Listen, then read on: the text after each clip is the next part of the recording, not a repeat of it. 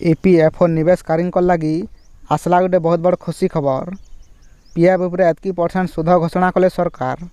आगु केते टंका थिला आरु इहादे केते टंका बढ़ीचे सबु जानमा। ईपीएफ उपरे काना रही आज फ्रेश अपडेट। आज आमे पूरा डिटेल जानमा। वीडियो के निहाती भाव लास्ट तक देखुन सब जानी पारबे। सरकार 2024-25 आर्थिक वर्ष लगी कर्मचारी भविष्य निधि पांठी उपरे शुद्ध हार घोषणा करिछन। सरकार का नया सूचना अनुसार ई वर्ष कर्मचारी भविष्य निधि पांठी उपरे 8.25% सुध हार के अनुमोदन करिछन।